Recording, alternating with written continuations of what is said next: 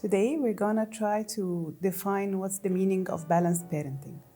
One of the biggest challenges of being a parent is that so many issues, we get to wonder, where should we draw the line?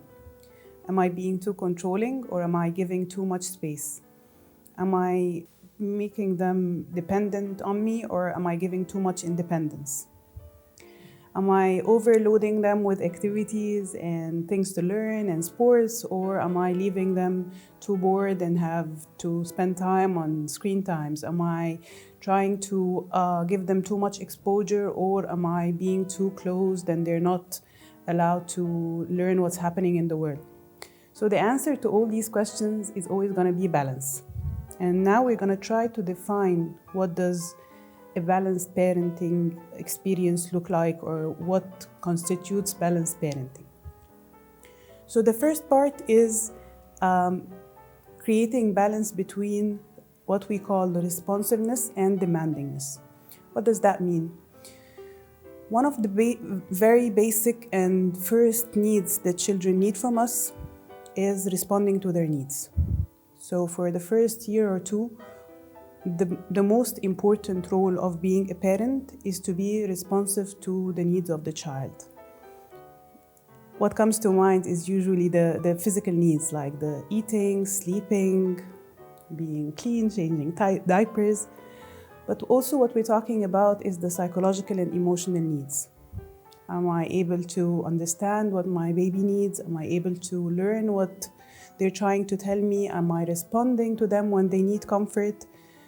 And as they grow, we still need to be responsive to their needs. Sometimes we mix being responsive with being spoiled, but that's not true. Responding to the needs and showing warmth and love and affection is not the reason for a child to be spoiled. The reason for a child to be spoiled is not balancing these responsiveness with what we call demandingness. As they start to grow and pass the 2-3 year mark, we still need to respond to their needs, which is going to change by time, but we also need to start putting some demands. What are our expectations from them? What are our rules? What are our agreements?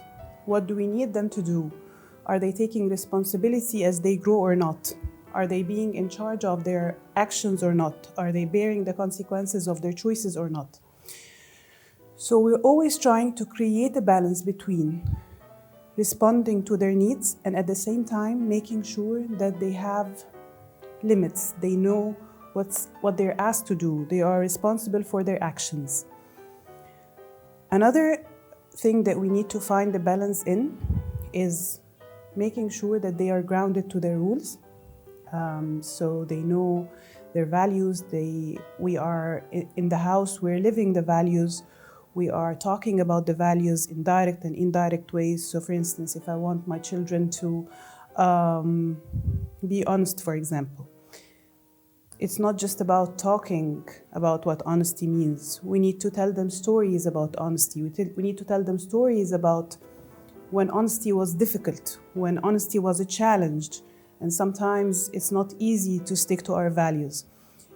And to balance that, they need to have their own experiences. They need to make mistakes sometimes and have a safe space to come and talk about it, and have someone encourage them to understand why it was hard and what they're supposed to do in the next time, and how can we support them in the next situation to learn from this mistake and deal with it in a different way. So we need to create a balance between having very clear and grounding values, and we make sure that we're living them at home and we're talking about them and we're creating habits, and at the same time we are allowing room for them to make mistakes, because every person in the whole world is always going to make mistakes. But the most important thing is to have a safe space to come and talk about this mistake, learn from it, try to fix it, and have someone support you to learn from it to avoid it in the future. So that's another thing that we need to create and find the balance in. Another very important part of having balanced parenting is being firm and kind at the same time. And this is a bit challenging, because from our experiences in the past, from what we used to know about parenting in the past, there people used to choose between being kind or being firm. We thought that we either need to be controlling and have very strict rules and know what we're supposed to do and be very firm and be very acknowledging about what's happening and be very strict about it, or we would be too permissive, let them have what they need, let them be very kind and be very accepting to their mistakes. So it used to look like two extremes, either being too firm or too strict, or on the other side, being too warm and being too kind and letting them do mistakes without taking responsibility for it. And this is very confusing for the child, because when we are moving from the two extremes, they don't get to learn what we need from them. They find that sometimes we accept the mistakes and sometimes we are very angry about it. Sometimes we give in and let them have what they want, and sometimes we say they can't. So this kind of inconsistency or going between extremes is very confusing for the child, and it does not help them to learn and get the best out of them. So what we need to try to learn to do is to be kind and firm at the same time. The child needs both sides from me at all the time. So I need to be warm, I need to show love, affection, I need to listen to them, I need to be there for them when they need me. And at the same time, this does not mean that I let them do whatever they want, that I let them get away with whatever they do.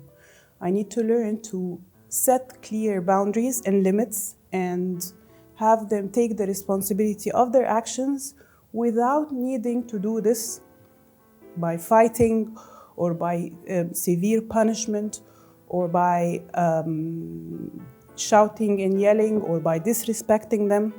We need to find a balance of how can I stay strict to my actions, to my rules, to my agreement with them, but I still can do this while I am calm, while I am listening to their side of the story, while I am accepting of their mistakes, while I am accepting them the way they are. So the answer to all this is creating balance, because if we just let them be themselves by fitra and by the way God created them, we would be allowing them to experience so many things in life, and at the same time our role in their life is to be there to support and help them know better and help them feel safe and secure. Our role is never to put pressure on them or make them feel bad about themselves. Thank you so much. Wassalamu alaikum wa rahmatullah.